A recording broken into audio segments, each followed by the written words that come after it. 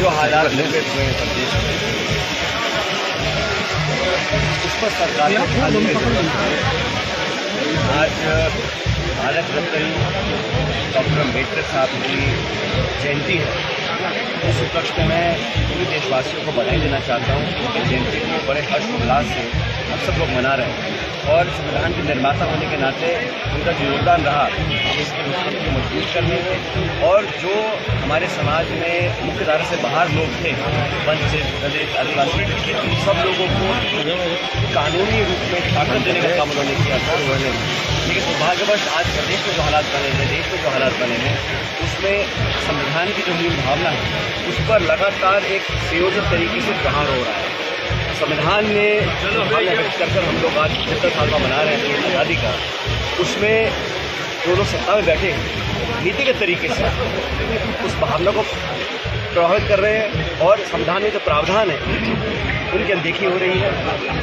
आज इस प्रकार से जो ताकतवर लोग हैं वो लगातार अत्याचार और दुष्कर्म हो, शोषण हो, उत्पीड़न हो, धड़ल्ले से कर रहे हैं। और जिस सरकार की जिम्मेदारी बनती है उस वर्ग को बचाने की, सुरक्षित रखने की, गरीब हो, पिछड़ा हो, दलित हो, आदिवासी हो, अल्पसंख्यक हो, सब लोगों के जहन में एक आज आशंका पैदा हो गई है कि संविधान की निर्माता की आज जयंती है, उसके सामने सब शीश झुका रहे हैं बड़े बड़े सत्ताधारी नेता, लेकिन क्या उस भावना को वो सुरक्षित रख पा रहे हैं? बड़ा सवाल है। मुझे लगता है कि देशवासियों को बड़ा चिंतन करना पड़ेगा कि किन लोगों के हाथ में आज प्रदेश देश की बागडोर है। और भाजपा मैं समझता हूँ सिर्फ संविधान को सामने रखकर शासन कर रही है, लेकिन संविधान में जो लिखा है, जो हमारे प्रावधान हैं उनकी अनदेखी कर लोगों के ऊपर एक तरह का आतंक जहन मचा हुआ है।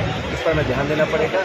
लॉ एंड ऑर्डर जो प्रदेश का है बिल्कुल चरमरा गया है। आए दिन जैसे आपने देखा अलवर के अंदर भाजपा के नेता जिन्होंने हमारे दलित विपक्षी नेता हैं वो वहाँ दर्शन करने गए, वो उसका वो शुद्धिकरण कर रहे हैं। बीकानेर में बाबा साहब के चित्र को लोग खराब कर रहे हैं, तोड़ रहे हैं, अपमानित कर रहे हैं। इस प्रकार की जब घटनाएं होती हैं इस बात को दर्शाता है कि जो लोग सत्ता में बैठे हैं उन्हें सिर्फ शासन से मतलब है, सत्ता में आने से मतलब है, बाकी जनता की भावनाओं की कदर उनको नहीं है। और जो व्यवहार किया जा रहा है पुलिस प्रशासन के मुझे लगता है